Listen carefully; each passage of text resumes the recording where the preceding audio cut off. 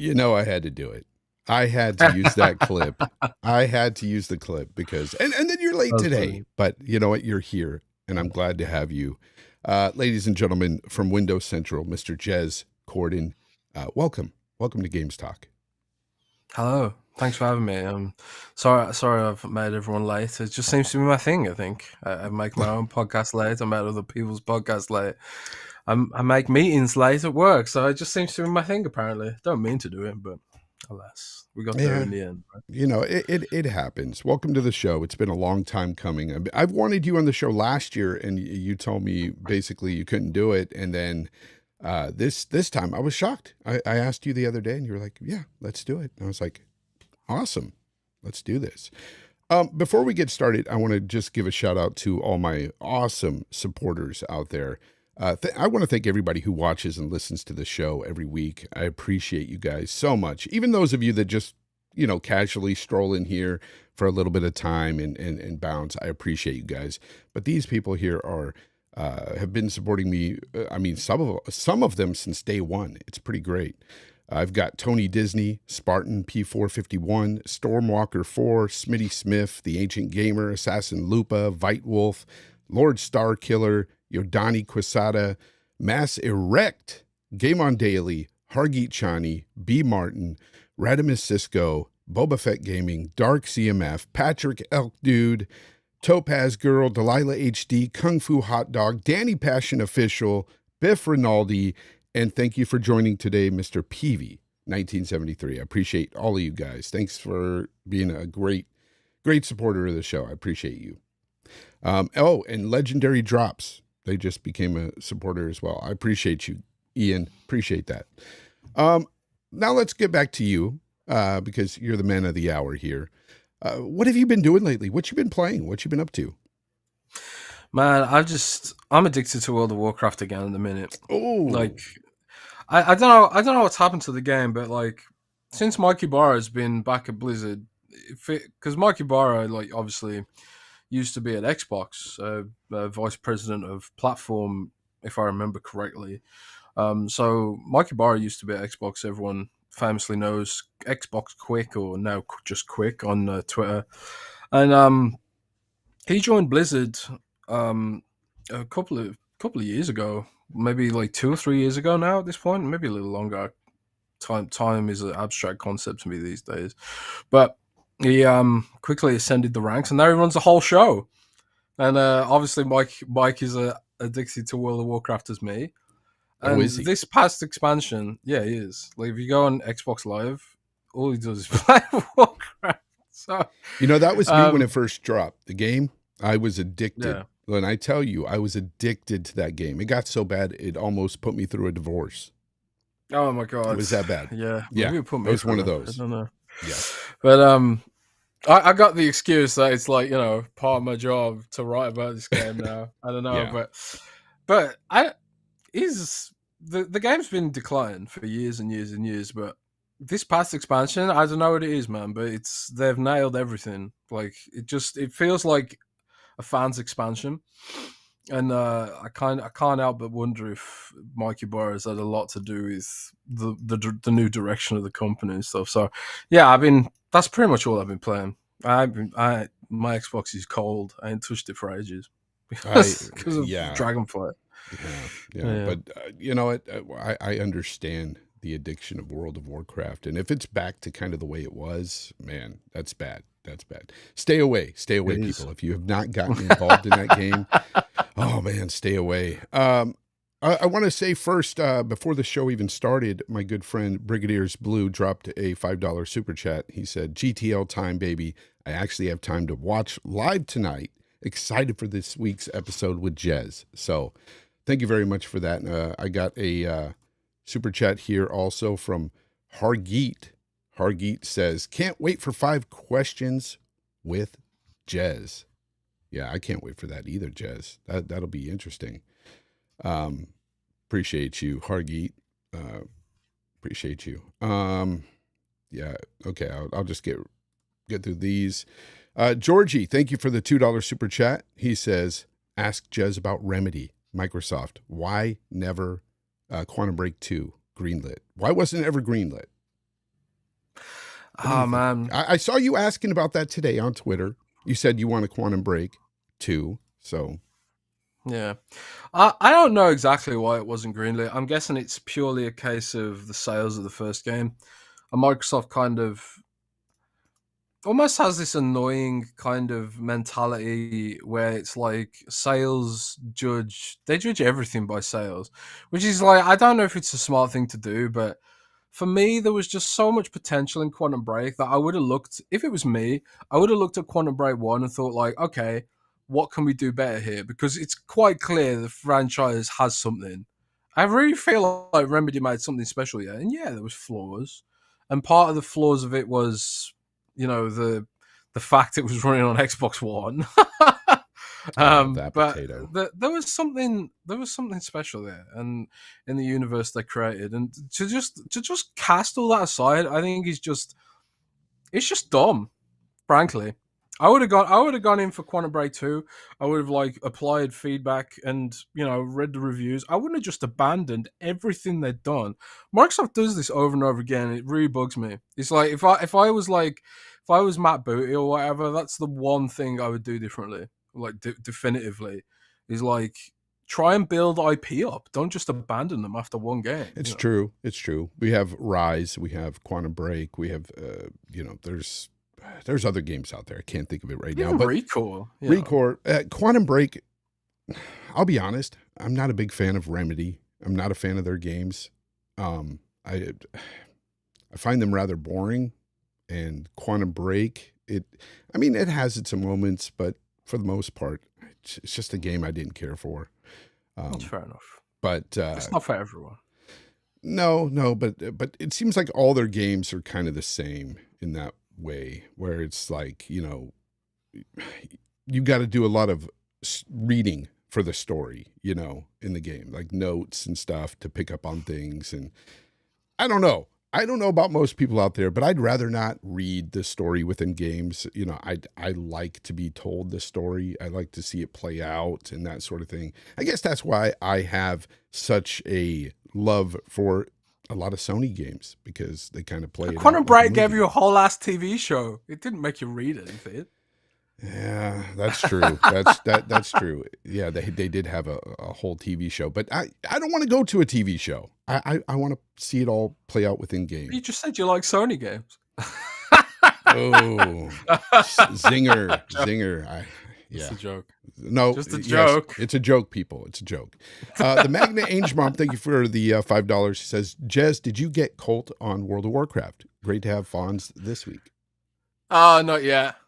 We joked about it on his show. Like, I found out that Gaz used to play as well. It feels like everyone's had a dabble with Warcraft at some point, Yep. But I think Colt would like it. I get Colt playing. Might. A little too much, maybe. Legendary Drops, thank you for the $5. He says, World of Warcraft Dragonflight embraces casual players. Blizzard is finally listening to their players. Would you agree with that? They're listening? There's like something for everything in this expansion. There's like you don't have to treat it like a job anymore. Like in the previous expansion, it was like you had to log in and you had to sort of keep up with everyone when it came to the whole covenant system that everyone hated. And I won't go into too much depth, but previous expansions were like, yeah, there's a almost like a job element here. But this is like all the grinding stuff is almost completely optional. You can't just log on and play for a couple of hours a week and just do your dungeons and stuff, and you could still find like meaningful progression for your character. So it's really good. Like a lot of the grinding revolves around fun stuff like cosmetics or professions, and not necessarily you need to do this. Like that doesn't sound like the World of Warcraft of old, because I remember when I played, our guild used to have times that you had to raid, and if you couldn't or practice these raids, and they would be 6-hour blocks easy, and if you couldn't make it, guess what, you didn't raid. Yep. And that's what it used to be like. Yeah, these days, like people do pickup groups for raids. There's like a LFG tool where you can put an ad for we're gonna raid today, so you don't even really need a guild to raid normal modes these days. There's like difficulty levels for the raids. If you're raiding like mythic level, then yeah, you probably are like looking at the 6-hour blocks of practice and stuff. But that's like their difficulty for the hardcore, the hardest of the.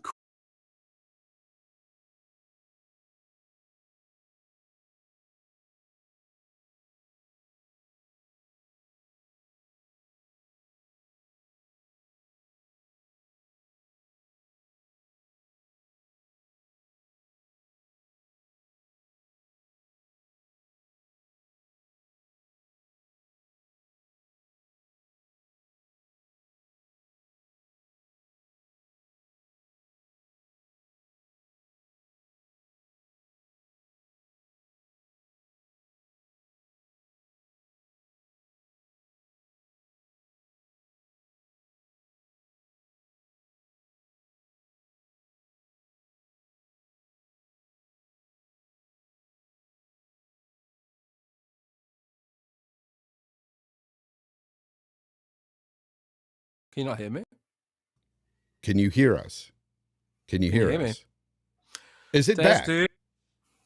I don't know why it would mute itself, but hopefully it's Weird. back. It says How long on was the it? How long was it out? No idea. All right. Well, hopefully it's back. Okay, it's back. Everybody says it's back. Thank goodness. All right. Somebody said since yesterday. So has his audio been muted this whole time? Don't tell me that. 1 minute, a few minutes. Okay. 1 minute. Okay. All right. So, okay, 30, 45 seconds, 2 minutes. It doesn't matter. He's here now. We were talking about World of Warcraft anyways. That's basically what we were talking about. But let's get into something that I want to play with you here, Jez. Of course, that is my little game show that I do here called 5 Questions. 5 Questions. All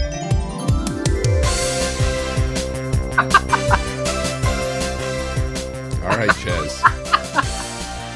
This is awesome. Welcome to 5 Questions. I do this for my first-time guests here. I used to do it every time, even a returning guest, but it gets a bit much when you have to hunt for different trivia questions, and it gets to be a lot. Anyways, I've got a question for you, but I'm going to play some music in the background. Now, these are 5 trivia questions. 4 of these are going to be just basic trivia questions. One of them is going to be, well, it could be, an opinion here, but I have the power as host to say whether it's wrong or right. So that'll be the last question. The first question is, name the short-lived online game show that was on the Xbox 360. 1 versus 100, right? Correct. 1 versus 100. That is correct. Which wasn't available in the UK, I believe, unless I'm completely wrong about that. Really? Oh, I didn't Well, know that. I only discovered what it was like a couple of years ago. So I was Wow. like, oh, did we ever have this? So I'm not even sure if we had it, but maybe we did, and I just completely passed me by. Number 2, Blast Corps was an action game released on the N64 in 1997. Can you tell me the developer behind that game? Oh man, Blast Corps. It wasn't Pandemic Studios, was it? The Mercenaries dev? Probably wasn't. No, that is wrong. And for some reason, my buzzer's not working. I don't know why, but it's not working. Darn it. It's not wrong then. There it is. So late. Damn it. Anyways, it is actually Rare, people. Rare made Blast Corps. Oh yeah. Yeah, Oh, Rare made that game. What year did the phenomenon Pokemon Go release? Pokemon Go on smartphones everywhere. Was it When did it release? What year? 2016? Correct. He got it. 2016. That was it. Now, here's one that you may know. Number 4 is, what is the most played class in World of Warcraft? This is universal, by the way. In the EU, Americas, everywhere. This is the most class played. Is it Rogue? No, it's not Rogue. No. Take a second All right, guess. Second guess.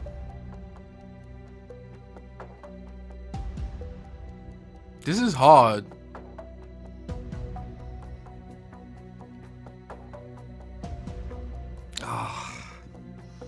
Who could it be? It's not Paladin. It's not Priest. Is it Warrior? No, I'm sorry. It's actually Hunter. Hunter. Oh yeah, Hunter is the most played. Now for this question, it's real quick. Alliance or Horde? Horde. Correct, sir. So you didn't do too bad today. Didn't do too bad. Asa from Game On Daily didn't do good at all in this game. Man, I bet you he wants to return and get justice for what happened to him. But thank you for playing the game with me. I like doing that. That was fun. Yeah. You should do a whole show like that. It would be fun, wouldn't it? Yeah. I would love that. That would be awesome. Have a big, have all kinds of different questions. If it was like have once a month. Players. Yeah, have different bring players. it back 1 versus 100 and do it yourself. Since Microsoft won't do it. You know what? That's a pretty good idea. We could have community members actually, that would be awesome. Go against each other. I like that. Yeah. I like that. Well, anyway, let's get into our first topic here. Now, I got to ask you about something. We're going to talk about the Developer Direct with Xbox, but when you heard about the story, or when you heard that it was going to be on the 25th, you heard when it was going to drop, how do you, as a journalist, because of course you're managing editor there at Windows Central, how do you know when to go with something, go with a story, go with a scoop, and not really kind of feel like you're overstepping a bit, maybe taking the wind out of somebody's sails, like Microsoft? Maybe they put in they put in a lot of hard work to try to get these things together. And then sometimes a lot of people out there would think a journalist coming along and just spilling that and not letting them announce it. How do you balance that? I mean, do you feel bad about that at all? Or are you just, I got the scoop, I'm going to run with it? I'm in two minds about it, because I've got friends at Microsoft and Xbox, and the last thing I want to do is A, piss them off, and B, take their announcements away from them. But that ultimately isn't a factor when it comes to supporting my family, because I got family of people who depend on me, especially as my parents get older, and they're not rich, So I'm constantly that's always in my mind when I do this, is I've got people who depend on me, Yep. in the future, and we're all right now. But I think coming from a poor family, we're not exactly we're all right these days. But when I was a kid, it was rough, man. And I think coming from poverty as a kid kind of does put this sort of pressure on myself. And it is from myself. It's not from my company or anything to leak stuff and deliver. It's sort of pressure in my own mind that's man, if I don't stay relevant, I could get laid off. Because within Future, who own Windows Central, they don't know who I am. They don't give a shit. All they see is the traffic metrics, right? The author metrics. I often feel like I'm fighting my own company for visibility rather than the wider audience, And again, that's pressure I put on myself, not necessarily from the company. I don't get paid extra for leaking stuff, and we don't even have traffic quotas. It's not like there's a traffic quota that I've got to deliver so much traffic every month or I'm in trouble. But I still kind of feel like there's this almost unspoken pressure, it's almost like YouTube, right? You feel like YouTubers and streamers, they often talk about how they feel like they can't take a break because the algorithm will punish them. If you stop doing the show, for example, for a month or something, YouTube will punish you, and it's like that for any channel, and it's similar for me, and my relevance within the company. If I ain't delivering major stories on a a sort of regular cadence, then I often wonder, like, how safe is my job going to be? And Yeah. again, maybe that's just my imagination.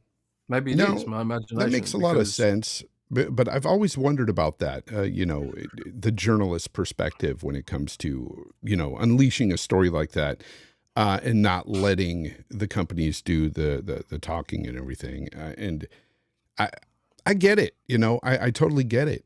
But at the same time, it sucks for them, sucks for the company. But I don't pay my would wages. you think, but in this situation, though, the fact that Microsoft has been so quiet, I actually really appreciated you dropping that knowledge upon us, because I was like, okay, we know now the show is coming. It's the 25th. Sure, it's speculative still. It's all rumor mill, because until they say it's happening, but we kind of know. You got the scoop. Um, I appreciated that, because I feel like Microsoft. Let me ask you, because I'm not going to put words into your mouth. Do you feel that Microsoft has a problem when it comes to marketing? Man, it's hard to say because everyone perceives their marketing efforts differently. Like if you're someone who just accidentally hasn't managed to see any of their marketing, then you probably would be like, "Where's the visibility? Where's the visibility?" Yeah, But they blanketed New York Times. What's it called? Times Square. yeah, They Times Square. blanketed Times Square in Persona 5 Xbox Game Pass marketing, which I think like is a good shout, and I think like even though we mock things like the Oreos partnership they announced last Monday, that brings visibility in like every store in America. Well, not America because I think this is a European promo, but every store in Europe that sells Oreos, they're going to see Xbox now. This stuff works. It works with normies and stuff. And one of the things they've got to do with Xbox Game Pass is build up the habit with people to subscribe to Xbox Game Pass and make it become a habit like Netflix. Netflix is it's habitual for people now. Spotify is habitual for people now. Xbox Game Pass isn't yet because it hasn't had that sort of that silver bullet, which they're probably hoping Starfield will be, or maybe Hell, Call of Redfall, Duty. maybe Redfall will be a Yeah, catalyst of all this. yeah. I think Redfall will be a catalyst, but I think Starfield and if they acquire Activision Blizzard, Call of Duty, that's going to be a silver bullet that transforms Xbox Game Pass from a sort of a feature of Xbox to a global necessity like Netflix and stuff like that. And I think setting that groundwork they're doing a good job. But I would also say that maybe a lot of the budget is being pushed towards Xbox Game Pass right now and finding new customers and not necessarily marketing to the core. And I think that's where some of the perception comes from that the marketing is bad because they're not marketing to us and they're not making Yeah, things that we care about. Like the Oreo stuff is just sort of that's what they're going for. And that's because Microsoft has they have an internal metric called new to Xbox, which is like a major metric for them. They're looking for the new Xbox customer, which I think is where a lot of the marketing's going. And it's what gives us this perception that they're not marketing very well because they're not marketing to us. They're not marketing to PlayStation core fans necessarily either. So there's this discourse going back and forth. They're marketing to like casuals yeah. and they're I trying to I convert totally younger can gamers see and that. I stuff. can see that, but it also gives off the perception when you do market, these Oreos and things like that, the real doll and things like that. I understand that they're trying to get some new people over to Xbox, but when you're marketing things like that and you're not marketing the games themselves, that gives people the perception that we're game starved on Xbox. And and Yeah, and new people coming in, they're going to say, okay, so what am I here for then? Okay, Game Pass. All right, so what's within Game Pass? I don't think they do enough marketing for the games within Game Pass, and I think that is more important than Oreos. I don't know, or a real doll, or whatever it was. I don't know if it was the real doll. I don't know what kind of doll, but there was a doll involved. There was a doll yeah, there for American American doll, Doll or something. whatever. Yeah. Real I doll. I just That's want Yeah, That's a not safe for work doll, isn't it? I think. I don't know, Jez. I have no idea. I mean, so I heard. I don't know either. Yeah, maybe, Rand maybe. told me about that. Rand Oh, told me about real dolls. Rand said it. Okay.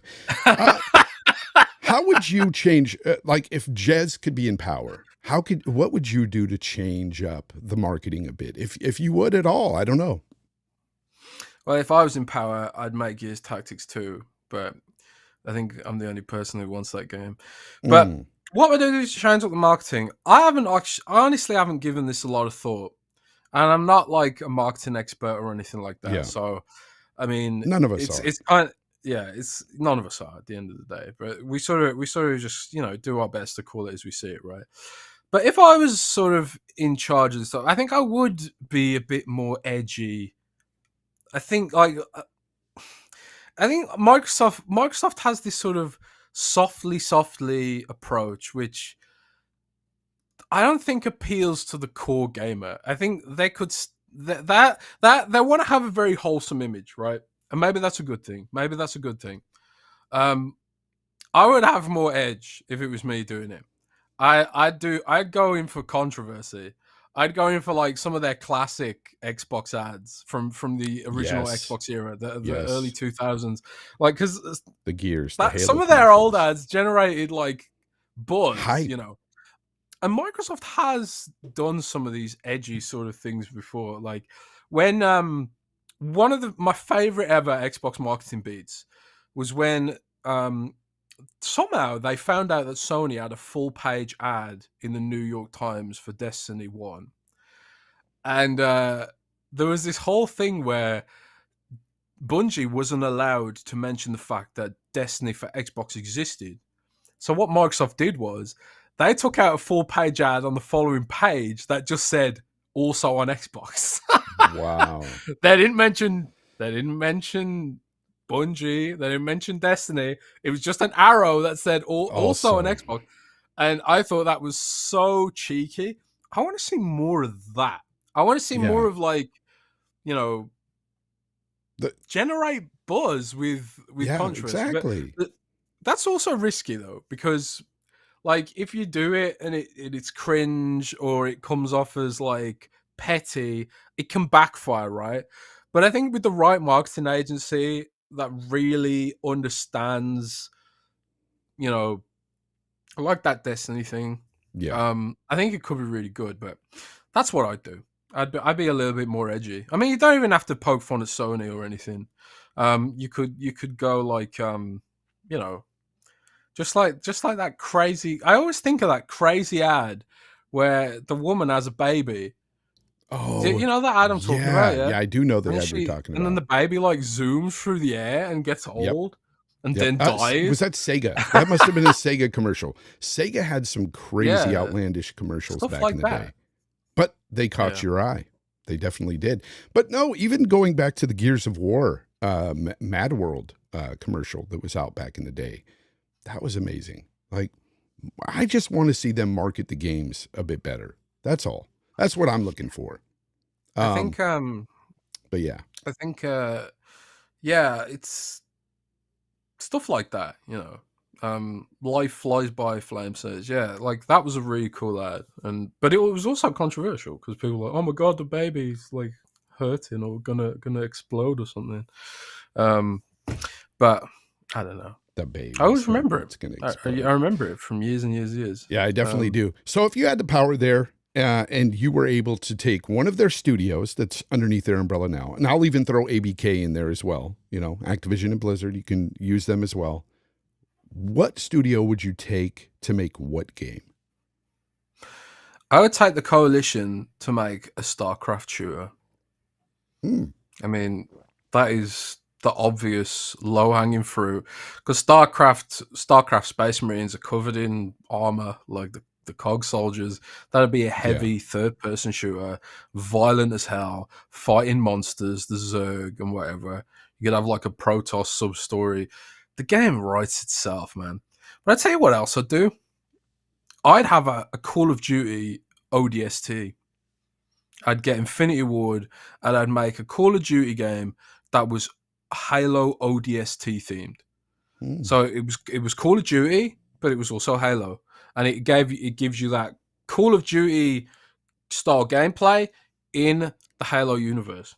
I think that'd be huge. I think it'd be massive, and I think Halo purists would be like, "Oh my god, what are you doing?" But that's why you do it ODST. That's why you make it the shock troopers. You don't make it Master Chief. You don't make it the. I like it. You're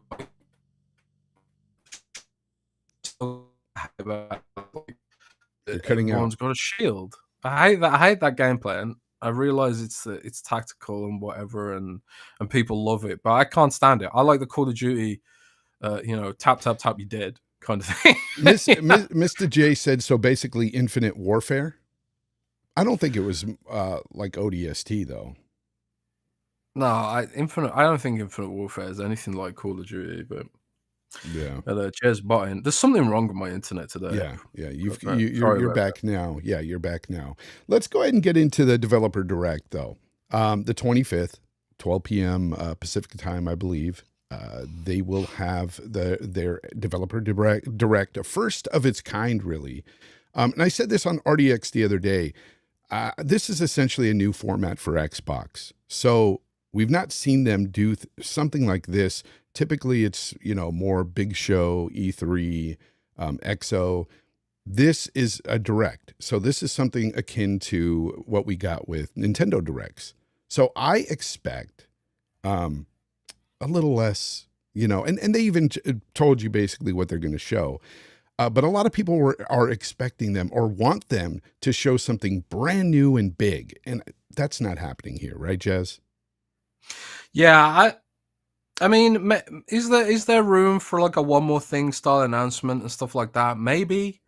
Yeah. But I also think like if they do that, then people will be expecting it every single time. Yep. I think this is going to be a low key kind of show that focuses on developer stuff and gives us an inside look at how the games are made, increased transparency and stuff like that. So I think that's how it's going to play out. But who knows? Ultimately we don't know exactly what their plans are for this. They've been very clear about setting expectations. They've told us exactly what games are going to be there. They've told us a running time, which I believe is 43 minutes. And the fact that it's called Developer Direct and the imagery is on a whiteboard with Sharpie kind of gives you an idea that it's going to be a very behind the scenes kind of look at all that stuff. So it's not going to be an E3 star thing. No. The gameplay we see might even be rough and unfinished, and as long as they're upfront about that, I don't see the problem. But yeah, I don't think we're going to see any blockbuster announcements here or even a one more thing, blah, blah, blah. No. I think Jeff Grubb said he was expecting to see Hi-Fi Rush there, which is supposedly the new game from Tango Gameworks. Yep. But it doesn't seem like we are going to be seeing it. But hey, I could be wrong. Maybe we do get some secret trailers. Well, what we do know that they'll be showing is like Minecraft Legends, Redfall, and Forza Motorsport for sure. Yeah. We do know of those. And 43 minutes, to be honest, is bigger than I thought. And Elder Scrolls Online as well. Yep, that's true too. But I was expecting more of like a 20-minute show, more of like a state of play type thing. But 43 minutes is a pretty good chunk. I assume we're going to see quite a bit of Redfall. And that's what I'm playing on the screen now, by the way, guys. Just, to show some of the games that they're going to show. I just got some different trailers. But, so I assume that they'll show quite a bit of Redfall because that is right around the corner. I mean, that should be dropping by May, I believe. So Redfall is really close. So, like, I would imagine that that's very ready to show off in detail at this point. Yeah. No, I do think it will be dropping by May. I guess that's what they said. Somebody said that they had postponed it till May or something, that it was not ready. Yeah, that supposedly was internally delayed, but they never announced the launch date, so I don't know if it counts as a delay because they're still hitting their first half of 2023 landing strip or whatever. But yeah, the launch date does seem to be May 2nd. I think I can't remember if I mean, me and Rand talked about it being early May, maybe, but and then a chap on Twitter, I can't remember his handle, but he said May 2nd, I think. And yeah, it is May 2nd. I was kind of being vague because I wasn't sure if that was going to be set in stone, but it is a Tuesday, and games typically come out on Tuesday in America for some reason. And why did they pick Tuesday? Do you know why? Because I they always don't pick know. Friday in Britain. It's always I Friday. prefer Friday, but it seems like Microsoft always chooses Tuesday for some reason for their game Yeah, I launches. don't know. I'm not a fan of know. that. I'm not. I Tuesday's feel a weird day. I don't know what Tuesday. it really is a Tuesday? weird What the day. hell? Do people get paid on a Monday in America? Because we get paid on a Friday in Britain. Most usually. people get paid on Fridays. However, I get paid on Tuesday of all days, which is odd, weird. right? Yeah, really odd. But hey, I'll take it whenever I can get it. Biff Rinaldi, thank you very much for the $2. He said, "Are they going to shadow drop GoldenEye?" Jeremy. Man, what do you think? Do you think they are? I don't think they're going to. Oh, Jeremy, that's me. Yeah, a lot of people think I'm my real name's Jeremy. It isn't, just for the record, but you know. Oh, is that I kind of like it. I kind of like it, Jeremy. It's kind of cool name. And but no, I don't think they're going to shadow drop anything that day. Don't. I hope they just never release it. Really? Why is that? Don't like the game? Because it had upset Nick from Xbox Hero. Because he really was that game. But people are like, oh man, GoldenEye, remembering GoldenEye fondly, they're going to be like probably a little disappointed. I think most people are going to play it for like 5 minutes and then never touch it again. But who knows? Maybe it'll be really good. And I know they can they'll redo the controls and everything. Hopefully, because the controls were awful. They were awful. I mean, I loved that game, Jez. Back on the N64, back then, I loved it. I played the hell out of that game. But I went back to it as an adult, and I was like, this is awful. Like, there's no way. So I don't know why the single joystick. Yeah, that's what I played it on, and I was like, this is awful. Yeah. As an adult, after playing, through multiple Call of Duties and everything with the dual sticks, it was a nightmare. One of the games that they're going to be showing for sure is Forza Motorsport, and it's on the screen right now as well. When do you think they'll be dropping this game this year? If you had to guess, what month do you think they could drop this game in?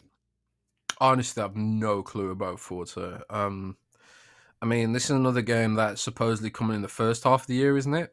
So yeah, it'll be anything from March to May, really.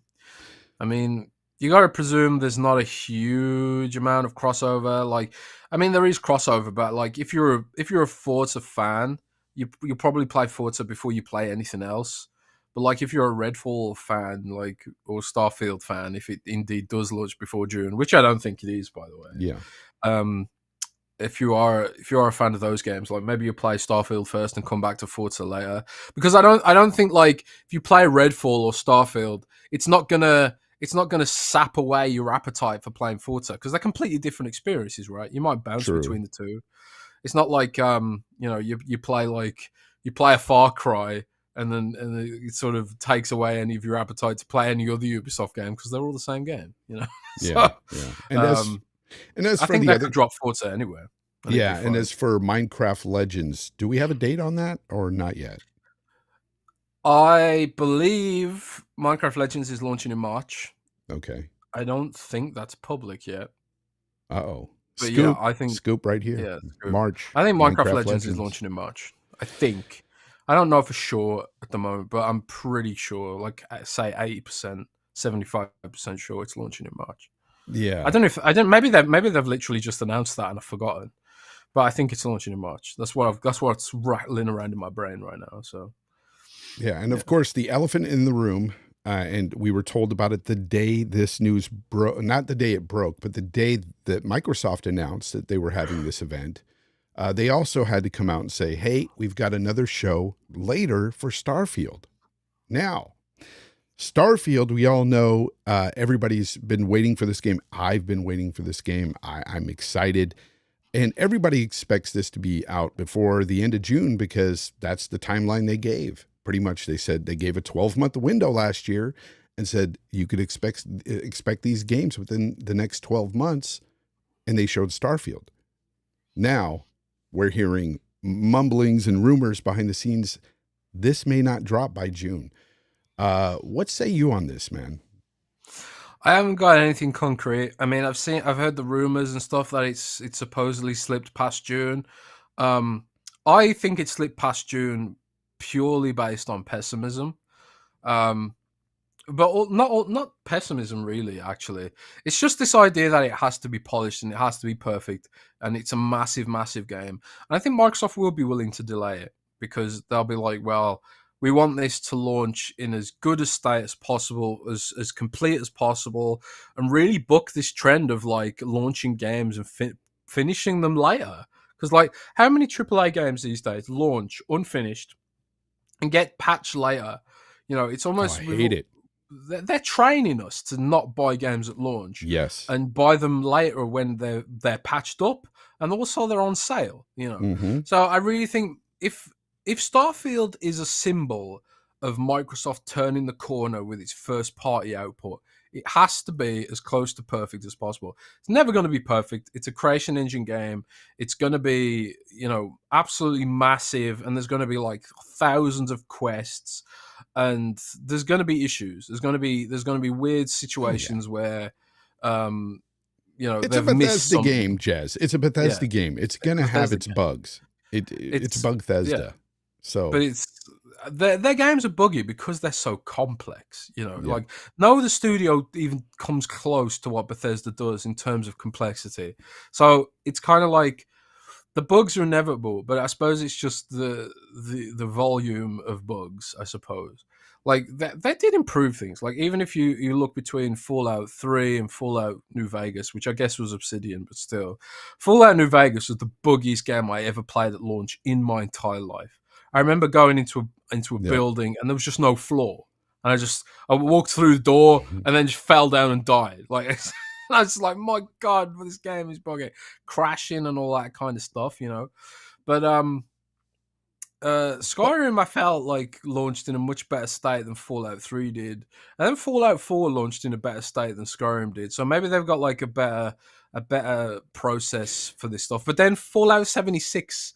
Oh, a nightmare. I don't even consider Fallout 76. It's not even in my vocabulary because I will not play that game. It's an online game, and I'm more of a single player type of guy. I love Bethesda single player RPGs. So when they announced Fallout 76, I was not excited at all. I didn't care. So that game can stay a mess. I wouldn't care. Legendary Drops in the chat says that Call of Duty Modern Warfare 2 is just now getting fixed. That's how bad it's been. So yeah, it's weird, man. I don't know why it's like that these days, because it's not like, well, I don't feel like the graphics or complexity of games have really leapt that much from the Xbox One generation. Or it doesn't seem that way. It why honestly is it so hard to launch polish these days? It kind of seems like the developers have gotten themselves trained to be like, okay, we can fix this, you know, or maybe it's the fact that things don't get done on the time that by the time that they're supposed to be done. The publishers still push, hey, we need this out there. And then you got them saying, don't worry, we'll put out a day 1 patch or a day 7 patch or a day 30 patch, well, you know. I suppose like we've probably trained them as consumers, really, because we still buy the games. We still buy them. And they're like, well, there's no downside to launching in this state. Because back in the day, right, Microsoft used to charge thousands of dollars to update your game. Back in the day when like servers and the cloud wasn't as cheap as it is now, they used to charge developers to push those updates through. So some games just never got patched. So it was really important to launch them polished, you know. Oh, definitely. But nowadays it's free. It's free to update your games. So and publishers are just like, well, people pre-order and people buy it anyway. So it doesn't matter if we launch it buggy or whatever, because they'll buy anything we ship. But hopefully Microsoft books that trend with Starfield, well, and I don't care if it gets delayed. Well, have you heard?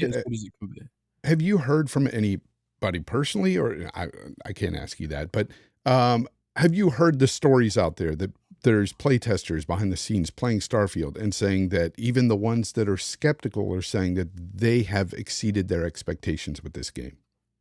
Yeah, I've spoken to some playtesters on the game, and see, this is one thing that like I don't want to. This is the kind of thing that I wouldn't leak. I don't think sharing the name of a game or a code name or dropping some very very accurate marketing beats a couple of days before announcement. I don't think that spoils things for gamers, but I kind of feel like if you sort of like like I've got Avowed gameplay for example. I kind of feel like I'm jealous. that spoils it for consumers for me. So some of the stuff I've heard about Starfield is spectacular, and I just like as a fan of like yourself as a fan of Todd Howard single player action RPGs, I'm extremely excited, which is why I'd rather they launch it in as polished a state as they humanly can. You Yeah. know, No, that makes because sense. because bugs would put a downer on it. When Yeah. when they've made everything else so perfect and flawless, and then like if you come across game breaking quests and stuff like that, then that'd be really depressing. I remember back in the day going through The Witcher 2, and there's a quest in the middle of The Witcher 2 where if you do it in a certain order, you break the whole game. And I managed to do that twice. Wow. I started the whole game over again because I was like, well, okay, this time I'll save it. I'll do multiple saves because I only had one save file the first time. This time I did multiple save files, and I hit the same bug again the second time through. And then like I found out about it and looked online how to do it without hitting that bug. But something in my playstyle made me hit that bug. And I remember in Skyrim I had game breaking bugs in a couple of quests. There was a quest in I can't remember the place now, but it was that city that was sort of built into the cliff. Can't Oh, remember the yeah, I name know of what it you're now. talking about. Yeah, Yeah, I don't know there the was name of it, but I remember that. Yeah. yeah.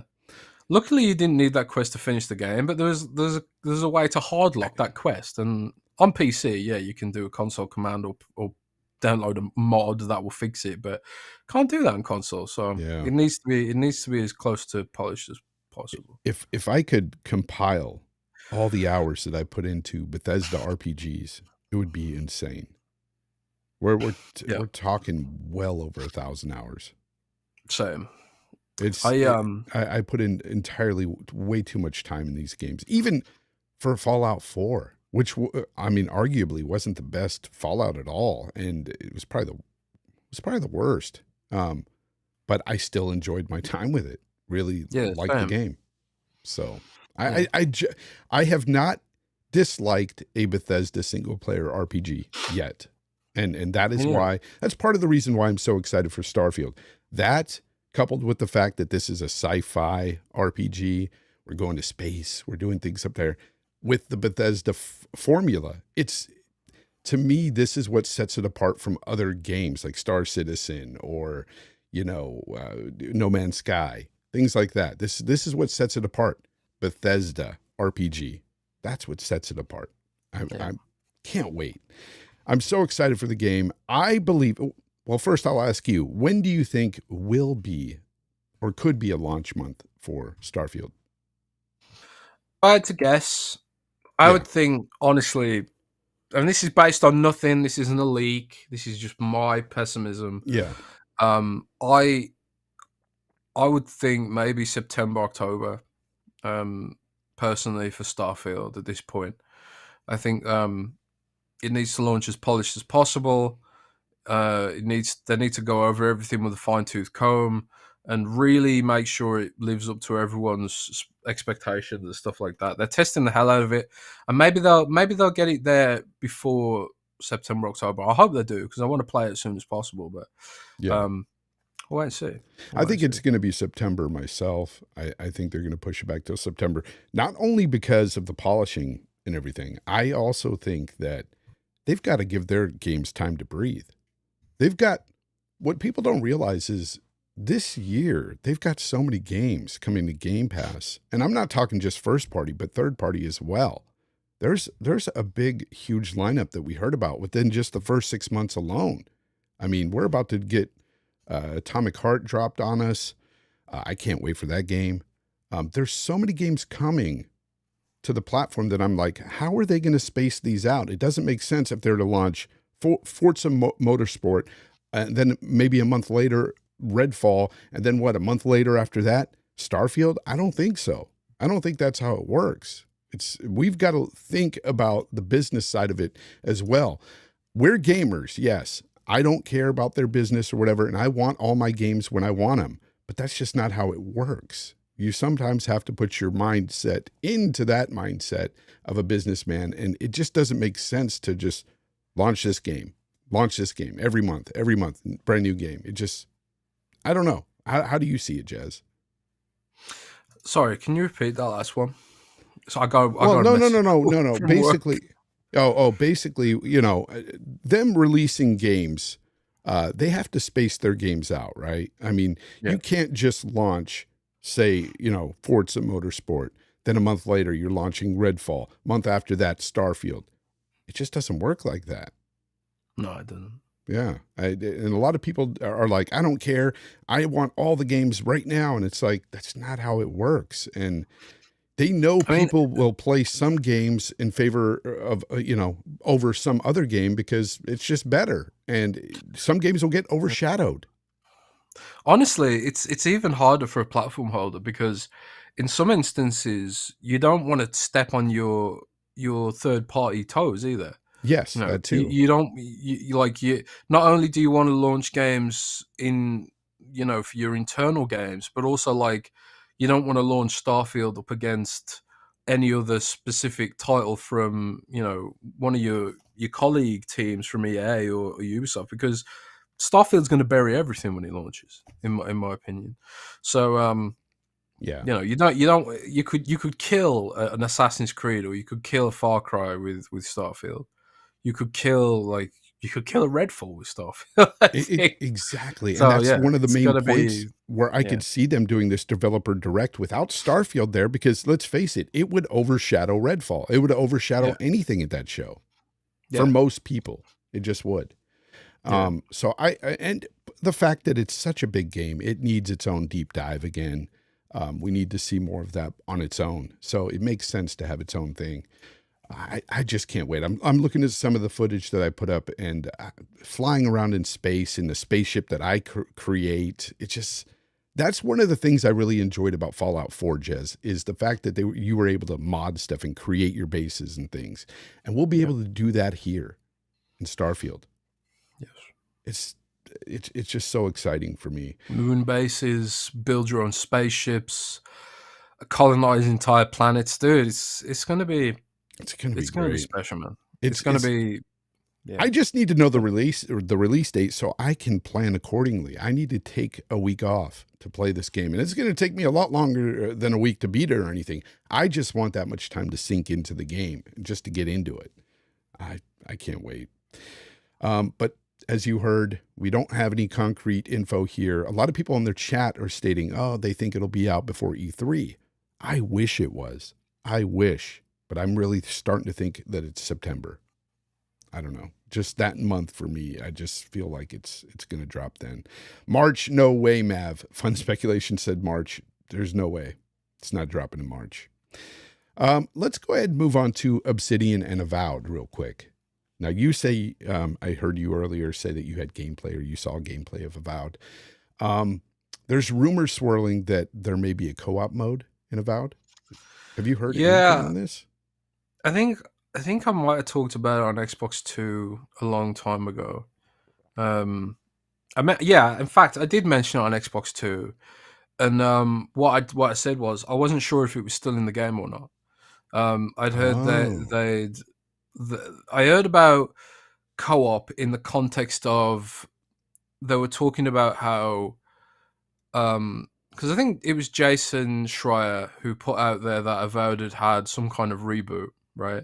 And I think he saw the same presentation that I did, potentially, or he'd heard about it secondhand or something. But Avowed had this sort of, they were in this situation where they were trying to do too much. And one of the things they talked about as an example of trying to do too much was trying to include co-op, but they didn't explicitly say whether they'd removed it as a result of trying to do too much or whether they kept it in or not. So I don't know if Avowed has co-op at this point. It's been a while since I've heard anything about the game, but I do know it was planned to have co-op at some point, and the inference was that potentially they'd removed it because it was going to be too much. But it's also a game that kind of makes sense for co-op.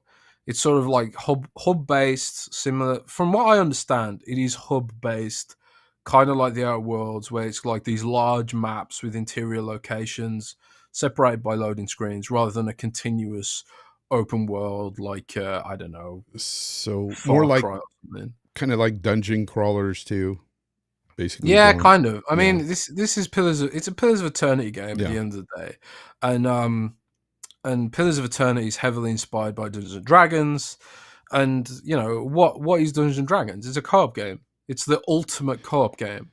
So like, if Wow. you are really going into that, if you are getting deep into that D&D kind of tradition, co-op is the obvious thing that you want to include. Like Divinity Original Sin's got co-op, and a bunch of other those similar CRPG kind of D&D inspired isometric RPGs do Sounds a have bit. co-op these days. It sounds a bit MMO-ish, Yeah, I mean it's not going to be MMO-ish because, like I say, it's not going to have this sort of massive continuous world, and I doubt it'd have dedicated servers. I think to be a true MMO, Mm, you need to have yeah, dedicated servers. yeah, But I think it's going to be pretty close to that D&D experience, maybe if it does have co-op. But honestly, I don't know if it does at the minute. yeah, yeah. Um, I think it'd be cool if it did, but I think either way, it's probably going to have party members. I presume AI party members, if not like the Outer Worlds had AI party members. But maybe you can get a friend to control those AI party members. I don't know. Glowing Eagle, thank you for the super chat here. He says, "Can you ask Jez if it's possible if Avowed releases in late 2023?" Yeah, it's very possible. I think it's very, very possible. In fact, Really? I got a 10 late 2023. Really? Yeah. Hmm. Well, what Okay. what do you consider to be late 2023? Like I'm Oh, thinking any holiday, time after this. holiday. Yeah. Oh, holiday 2023. I think it's possible. I think that's possible too. I mean, if I had to guess, I would say it's quarter 3. It's going to come out Oh, towards the okay. end of the summer or the start of the fall, if I had to guess. But I think it could go all the way to holiday. It needs to We be haven't seen perfect. anything really from it though. So if it was to come out this year, I mean, I, I'd find that kind of not believable because we haven't seen anything. I don't know. That's just me. I look. All we saw was that one picture that was supposedly leaked or something, and that was it. And that little CGI trailer with the hand Oh, doing symbols. Avowed. I thought we were talking Avowed. about Starfield here. No, Sorry. Yeah, avowed. Avowed. Okay, all right, Yeah, Avowed. I don't think Avowed launches this year. yeah. I No, don't think so either. Yeah, no. I think Avowed is a 2024 headliner, I would yeah, say. yeah. I think it's 2024. Yeah, My sorry, guess is I holiday completely misheard 2024. that. No, no. He was asking about avowed. Yeah, I saved that for the. Hopefully, he's still here. Risk it. Risk it says that Starfield drops first half of this year, 100%. Maybe you're right. Maybe you're right. We don't know. We don't know. Jez doesn't know. Um, Jez, one more topic here that people want to talk about here is Ubisoft, real quick. Ubisoft's going through some Rip. problems. They canceled 3 unannounced games, and they have delayed yet again their highly anticipated Skull and Bones. I know everybody's waiting for it. Everybody in this chat has been on pins and needles waiting for this game. What's going on with Ubisoft? Ubisoft are sort of like a product of horrible, horrible management. And I'm not talking about like middle management. I'm talking from the top down, setting strategy. They've oversaturated their own franchises. The lack of creativity, the lack of risk taking, the lack of investment in their risk taking as well. And Skull and Bones was supposed to be a game that broke the mold for them a little bit. Went a little bit further afield from the Assassin's Creed and stuff like that, and they just they trend chased all of their franchises into homogeny. Far Cry plays like Ghost Recon, plays like Assassin's Creed, they all play the same these days, and their writing all has the same tropes. Like, I swear down, like I was playing Ghost Recon, and it's like the enemies have the same, like the villains have the same motivations as they do in Watch Dogs Legion, as they do in Assassin's Creed. I'm like, my God, this is like video game designed by committee or by Mhm. factory assembly line. There's like Yeah. no soul here. There's no soul, and I just got so tired. Like after reviewing, I reviewed Watch Dogs Legion straight into Far Cry 6, and I was just like, I'm done. I'm done with Ubisoft's games, and I haven't touched one since. Like I'm so burned out on them. It's unreal, and I I think can a lot see of other that people because a feel lot that of way as them, well. yeah, a lot of them are the same. I do love the Assassin's Creeds though. I even liked Valhalla. I liked it a lot. I play all those games, but with Legions, I couldn't do it, man. I thought it was boring. I did not care for that game. I'd It stop. was, I and started it and stopped it. and when they added ray tracing to it, it broke the game. Did Well, it? I was, yeah. I mean, well. I say broke the game. It was still playable, but it just looked horrible. It looked absolutely hideous, and you couldn't turn it off. I don't know if they've changed that now, but when they Wow. implemented ray tracing, it took the game from being fairly pretty to being this pixelated mess. It was just horribly implemented. I was just like, I can't play this anymore. It looks awful. But I Well, don't know, and I should have liked that because it's set in Britain. yeah, driving in your streets out there was not good. Those streets are way too narrow. I'm sorry, they're way too narrow. Oh I yeah, well couldn't they're do it. designed for horse and cart, man. Come on. Yeah, it's hard to drive a car through there, at 60 miles an hour, let alone 100 or whatever. But yeah, it's tough. It's tough. I don't. There's like there's in my town. There's a single road which connects sort of the town center to the sort of big ring road, we call them, which sort of circles the whole city, which takes you out to the freeway, right? Yeah, And there's like a single really narrow road going in one direction to the ring road out of town. So like you could either take the bigger road, but it goes in the opposite direction. So if you are going in that one direction, your only option is to logically use this road. And it's so narrow, man. It's like, man, I don't know what it would be in feet, but it's like basically, it's just about wide enough for two regular small cars to go side by side. But you had yeah. like buses trying to go there. You had like 16 Wow. wheeler articulated lorries trying to crawl down this tiny little street. And there's also houses on the street, right? So people park their cars there in residential, and they have to park them on the sidewalk because otherwise the buses can't get through. And it was just hilarious, man. It was so funny. But like Britain's full of those tiny ass roads, man. Like Yeah, they've made it one way now, so like, oh, you can only drive your bus or your articulated lorry one direction. But yeah, there's so many accidents on the road because of how narrow it was. There you go, yeah. some Well, some some transport tangent for you there. yeah. Ubisoft got it. Yeah, they got it right though. They got it They got it right. right. The London looked amazing. They got Yeah. the layout right, but It's yeah. the But I ray agree tracing. with you, Wow. and you think it's. I mean, it's funny because it wasn't that long ago. It seemed like that they were fighting off a takeover, and now they're like, yeah, guys, the president's like, what are we going to do? It's all up to you guys, pretty much. And I think that at this point they'd probably hope to get bought.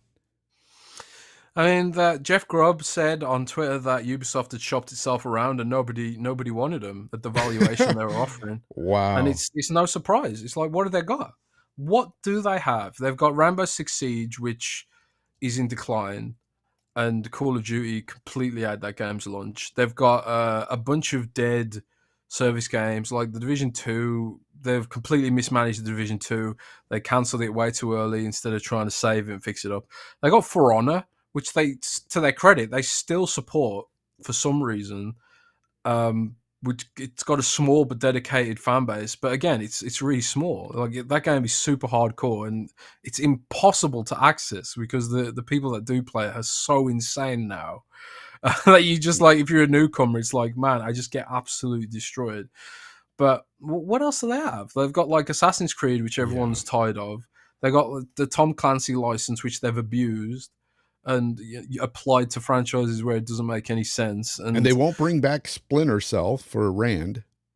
Yeah, they don't want to make the games people are asking for. Yep. You got Beyond Good and Evil 2, which has been in development hell for a record amount of time. I think that's like the longest still game in development. Is it still in development? Supposedly still in development. I thought that they canceled it, honestly, because I haven't heard about this game for years. They probably should cancel it, but apparently it's still in development. It's crazy, you know. Riskit says they have Splinter Cell in development. Yeah. I mean, that's the rumor. They've got Splinter Cell remake in development, but they've also got Prince of Persia remake in development. Where the hell is that?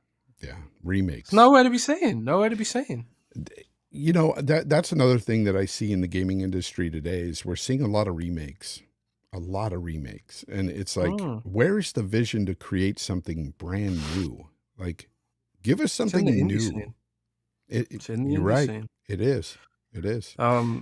And because indies don't feel the need to trend chase. You know, they're like, facts. The stakes are lower. They don't have shareholders stealing their profits, so it's kind of like we can do whatever we want. And sometimes, you know, there's a lot of trash out there, but when things hit, they hit so damn hard. Like Vampire Survivors, my God, that game absolutely blew up, and it's such a simple idea. You know, it's such a simple idea, and the perfect example of flawless execution. You know, absolutely flawless execution. Pure video game.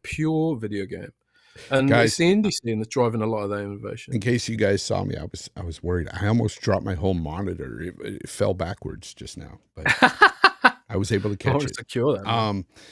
But no, you know, Ubisoft is just in a mess. Maybe Xbox can pick them up on the cheap after the ABK deal goes through. Oh, please no. You know, what a waste of money. What a waste of money. If they can get them really cheap, I'm talking like maybe 25 cents, you know, maybe $1. Just throw it their 25 cents a share. I 25. Yeah, I pretty much would like to see that, you know, them, you know, make a good Assassin's Creed and, you know, just good games again. Ubisoft is a great developer, or was a great developer. I liked a lot of their games. They've got so much great technical expertise, and they do execute a lot of things really well. Like combat mechanics are great, character graphics amazing, you know, and design really good. But it's just that what they lack for is creative direction, I think. And I can't help but feel like a lot of that's coming down from the top. It's just like, make another Assassin's Creed exactly like the other one, maybe add a couple of extra features, you know. And there's just like a complete lack of passion in the way that's delivered, you know. You know, it's hilarious. We were speaking on this a little earlier when we were talking about how games are patched later. And there was a Ubisoft game, it was Valhalla, Assassin's Creed Valhalla, when it dropped. Did you know when that day one, before the patch came, the first patch hit, we were playing the game, and I swear to you, me and Dealer and other guys were talking about it in party chat. We're like, why don't the bears have fur?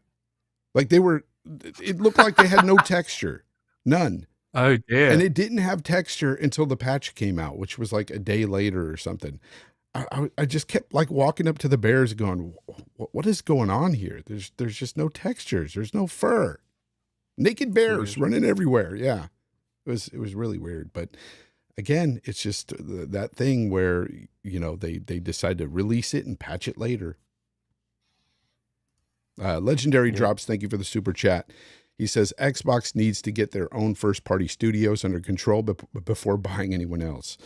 True. Okay. So I agree with that. We just heard recently that Mike Brown left Playground Games to start Maverick Studios, his own little thing. But he's kind of saying that he's still working with the team at Playground as well, or something. I don't know. It's like, it's weird. Like, I don't know the dynamic there. Like, what is going on? Is Mike Brown completely left, or is he kind of 1 foot in, 1 foot out? I honestly don't know. I haven't looked into this too much myself at the minute.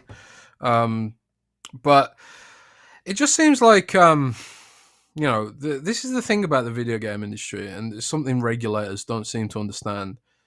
You can just take a small team and make something really special that makes a lot of money because it's so easy to get your game out there these days. It's not like it's not like if you want to make a book, you have to go through a publisher. It's not like if you want to become a big musician or something. Usually, you have to go through a record label because Hmm. you can't get the eyeballs on your content anywhere near the same rapidity as you can on Steam. It only takes like one Twitch random YouTuber like Markiplier or something to find your random indie game and absolutely blow it the F up on Twitch and stuff like that. It's what happened to Among Us. It's what's happened to all these other games. The only thing you need is a great idea and a single influencer to really blow it up. It's Yeah. not like books. It's not like movies. It's not like music. You know, and that's why, like, I think creative people, artists, and stuff like that, they probably. I mean, I know I do. Get tired of doing the same thing over and over again. You know. Oh, for Um, sure. I can understand that. When I he's, say while having 10,000 hours played in World of Warcraft, I mean, um, he's been working on the Horizon games for how many years? And he's probably like, I'm yeah, tired of racers. I want to go on to something else. Yeah, I want to yeah, build no something that doubt. I've been thinking about. And Microsoft was probably just like, we need Forza Horizon because it's one of our only performing franchises these days. So I can't imagine if Microsoft was just like, well, maybe you could work on Fable or something. And he's like, well, no, I want to make something new. Like you let Josh Sawyer go off and make Pentiment. Why can't I take a team of 10 people and make something like Pentiment?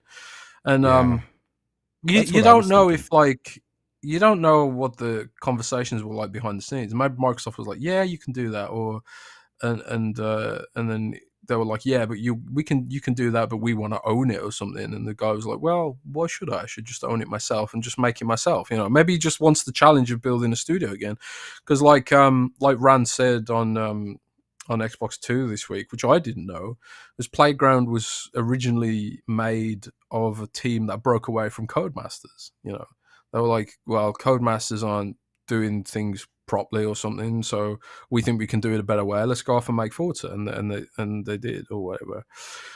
So yeah, I mean, creative people, or there's always going to be a contention between the business aspect of the company and the creative aspect of the company. And if you are, I presume, people high up at Play. I mean, I don't know this for sure, and this is pure speculation.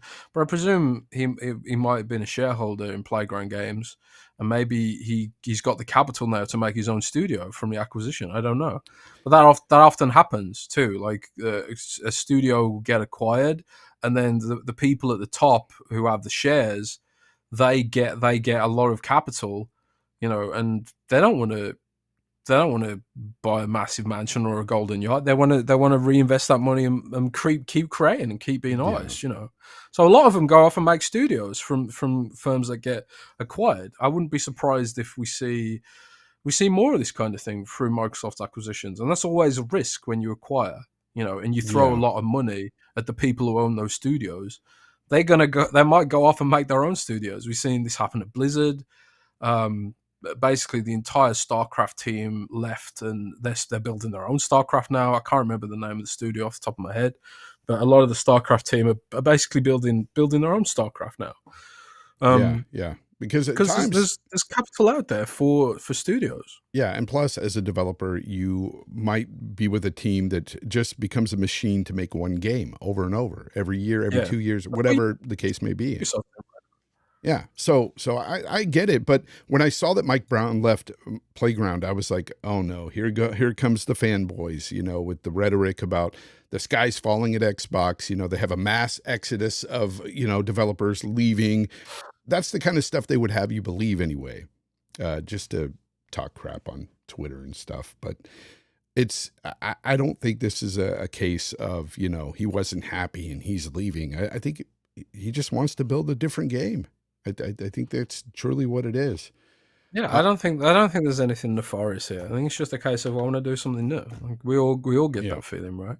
Yep. And like if I was like actually smart and actually talented, I'd do the same. But unfortunately, I'm not. So stay here forever. Radimus Cisco, thank you very much for being a 14-month subscriber here. He says maybe Ubisoft games could be better under Game Pass.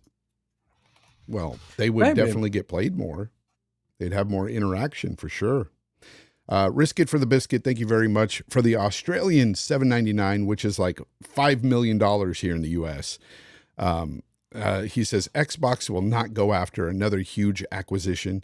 If they did, it would not be Ubisoft. It's an extremely inefficient company to manage that mess. Yeah. Well, they've got enough to manage underneath their own.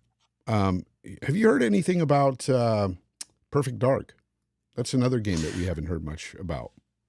No, not a shred. I know that Certain Affinity was contributing. That's the last thing I heard about it. Okay. But honestly, no, not really. Because people are looking forward to that. They're looking forward to Hellblade 2. A lot of people are speculating that Hellblade 2 will come out at the end of this year. Do you see that honestly don't know about that. Don't know about Hellblade that. 2? Okay. All right, guys. Well, that's been the show. Thank you very much for your time, Jez Corden, Windows Central, Xbox 2 fame as well. Xbox 2 is blowing up. It's massive. You and Rand are doing your thing over there, and it's good to see, man. It's good to see community members just blowing up like that. Let everybody know where they can find you. Yeah, you can find me on Twitter at Jez Corden, JZCorden, and then on Randall Thor 19's YouTube channel on the Xbox 2 podcast, or patreon.com/XB2 and a bunch of other places. And windowscentral.com, I guess. Yeah, windowscentral.com. I have the link in the description below. So yeah, you can find them there as well. And until next time, guys, game on.